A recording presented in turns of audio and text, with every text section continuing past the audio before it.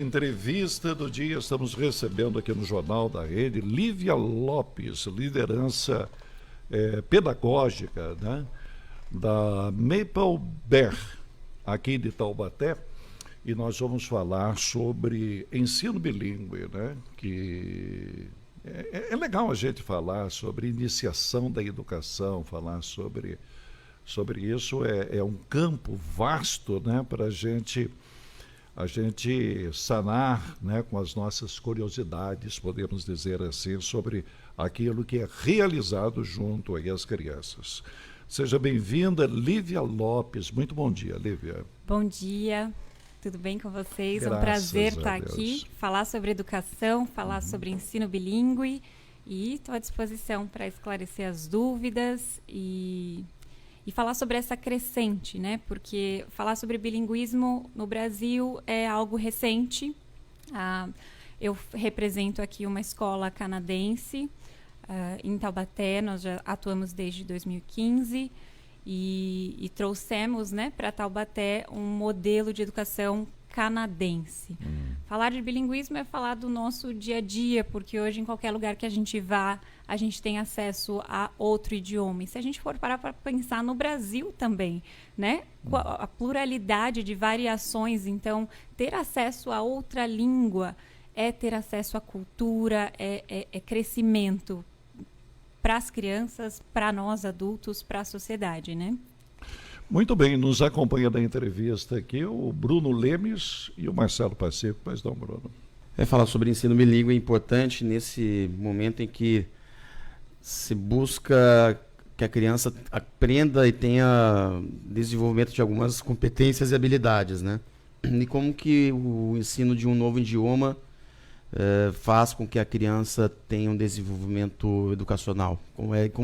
Qual que é o diferencial nesse processo todo, em fazendo com que a criança aprenda um idioma em paralelo com o idioma nativo?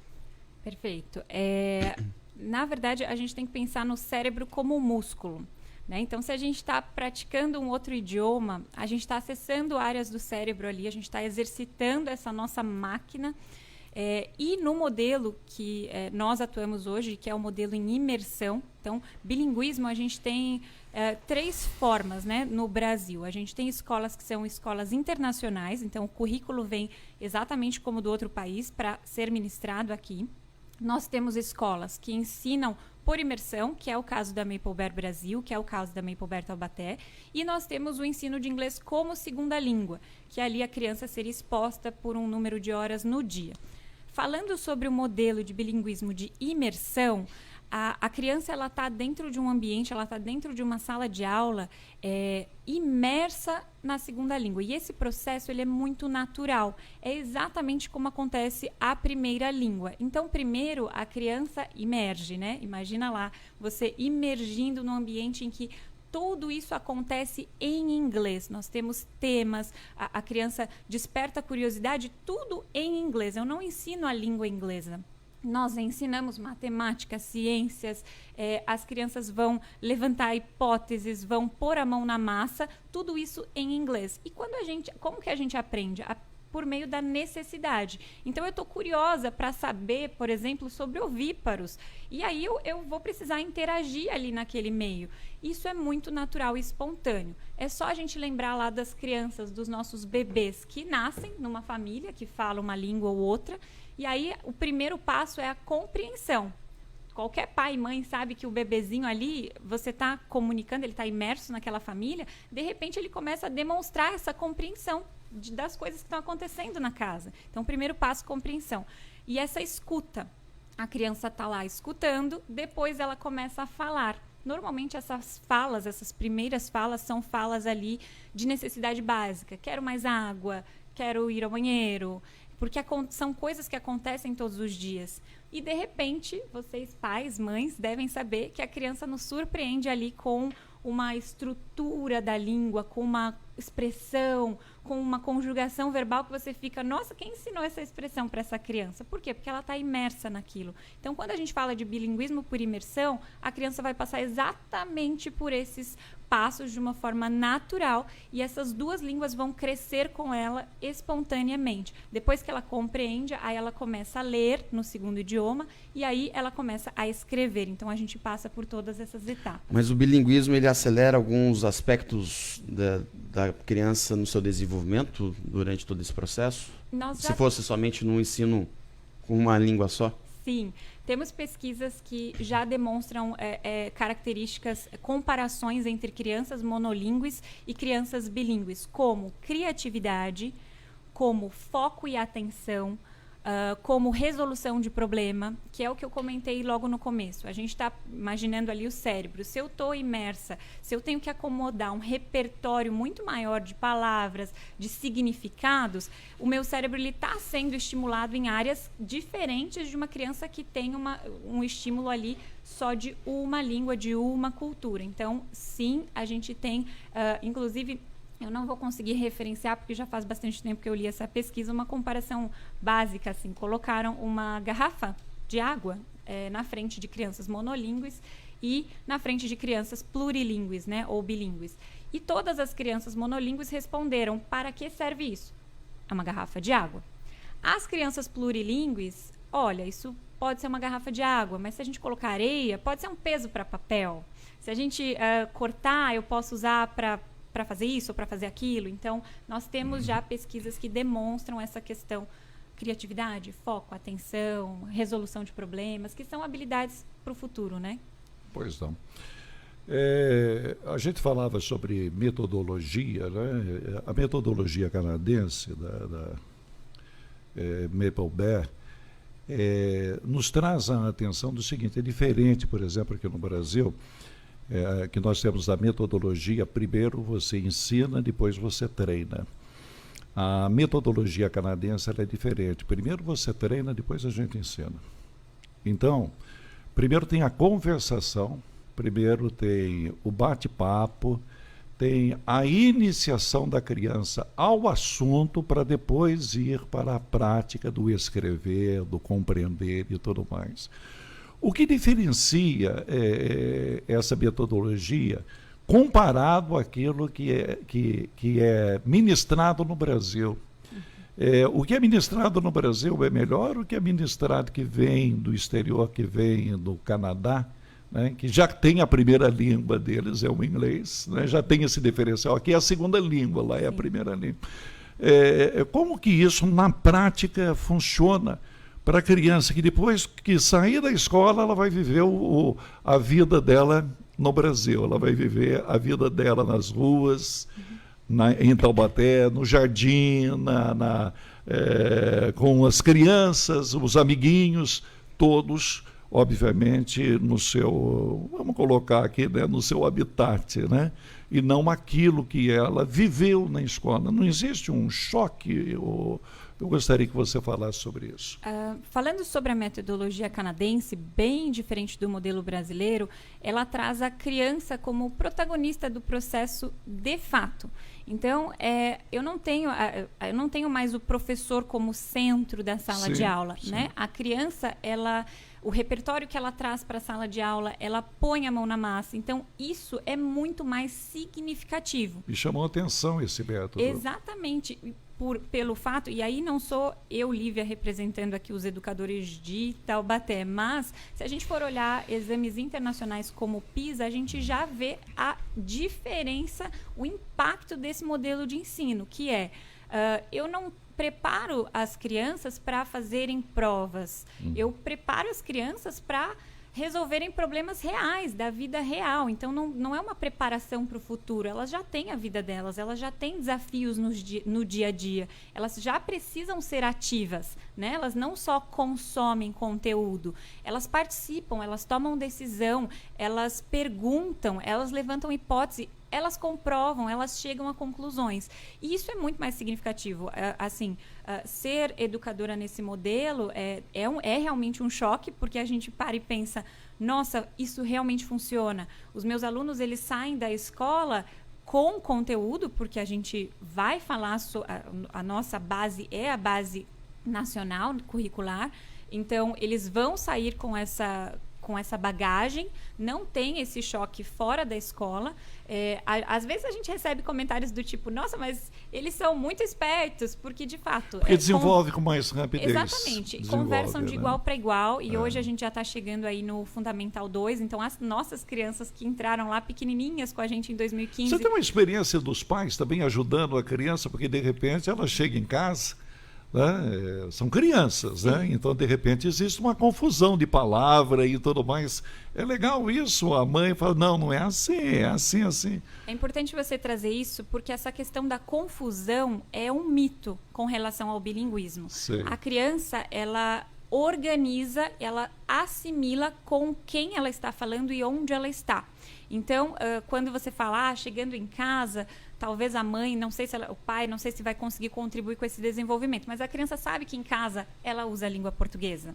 Né? Eu, por exemplo, eu tenho uma filhinha de 4 anos e às vezes em casa eu faço algum comentário ou falo alguma coisa em inglês e a minha filha fala, mãe, aqui não, porque ela é pequenininha ainda, vai chegar um momento em que ela vai transitar entre as duas línguas de uma forma ainda mais natural, mas não há essa confusão. Sim. Isso é um mito.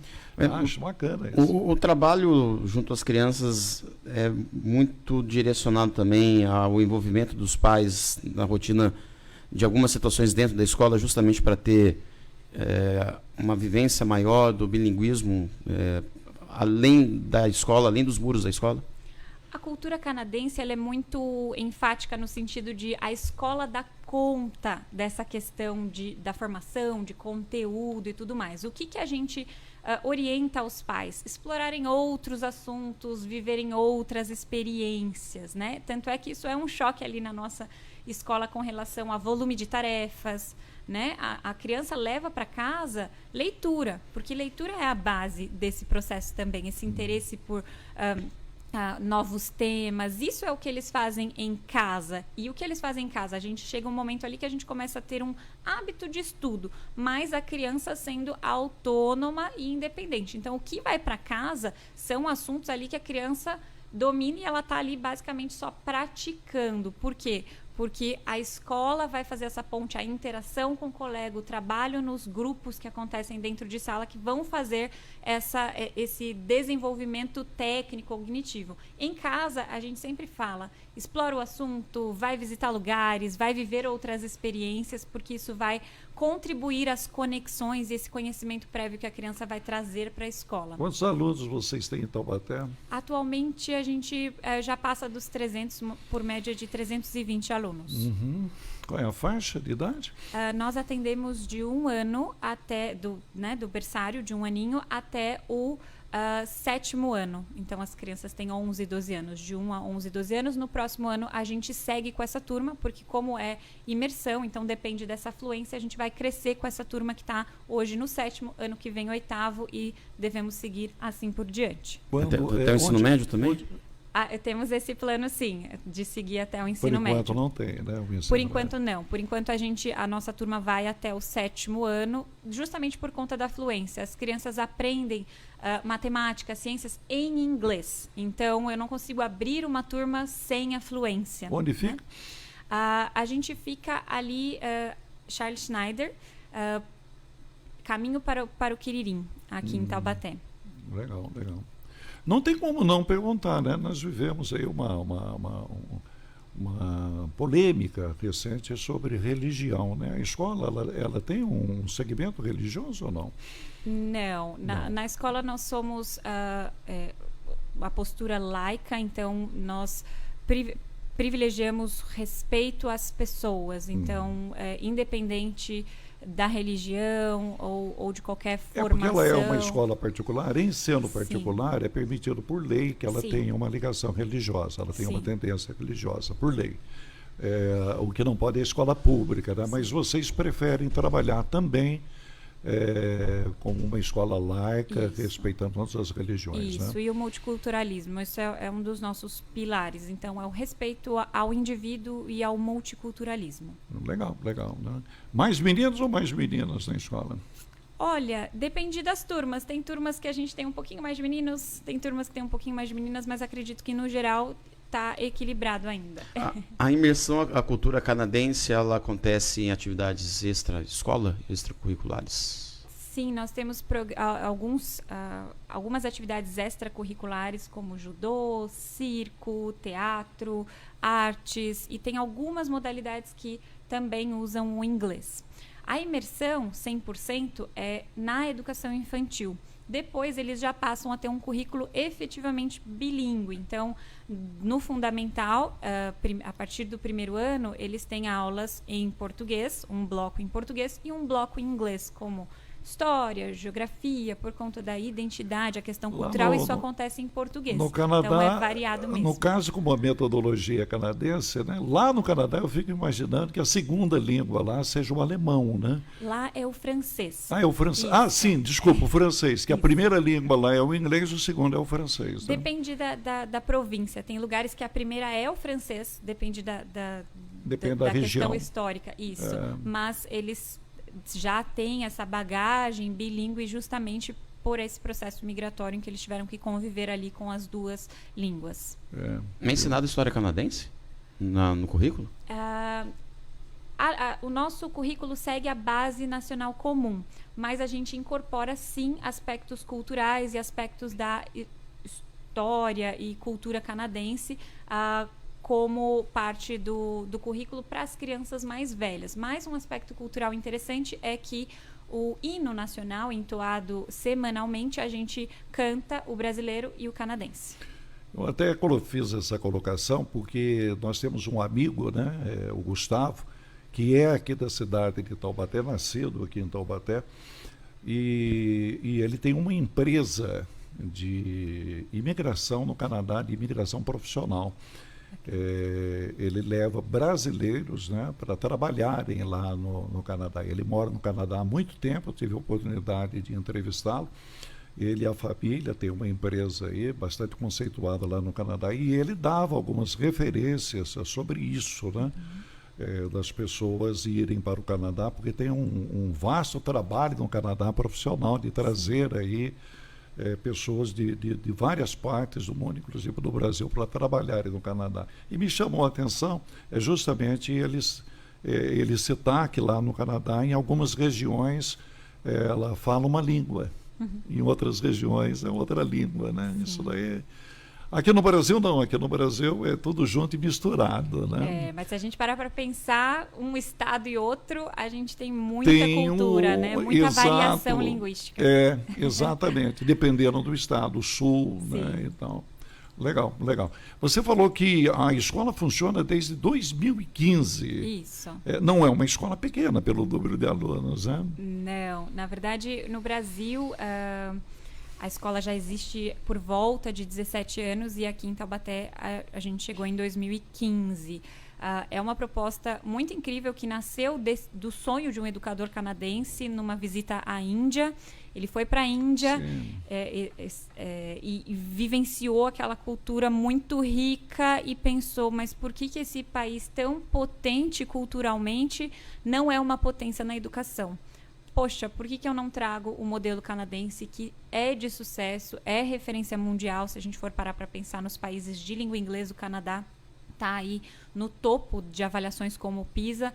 Por que eu não vou estruturar um programa para que eu possa levar esse modelo de educação para países como a Índia, como o Brasil, e hoje a Maple Bear é global, né? Ela está presente em vários países e aqui em Taubaté chegou em 2015 para trazer esse modelo de educação, esse modelo de imersão, para que a gente realmente forme pessoas com senso crítico, que saibam fazer perguntas. A metodologia é pensar, né? Exatamente, eles aprendem a aprender. É incrível. É incrível. Eles não decoram, eles aprendem. Exatamente. Mesmo, né? Tem esse entroncamento, inclusive, na sociedade. Porque, por exemplo, multiplicação.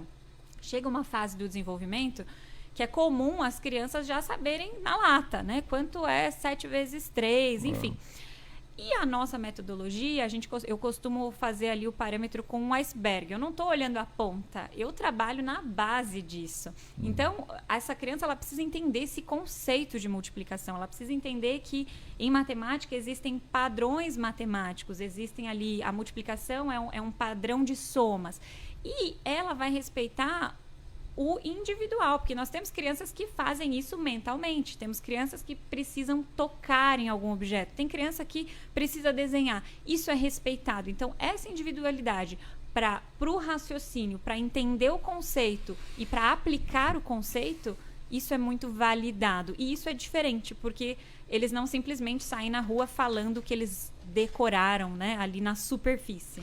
Quero agradecer pela presença de Lívia Lopes, liderança pedagógica da Maple Bear, aqui em Taubaté, falando sobre ensino bilíngue. Um prazer falar com você, tá bom, Lívia? Muito obrigada, ótima sexta-feira para vocês.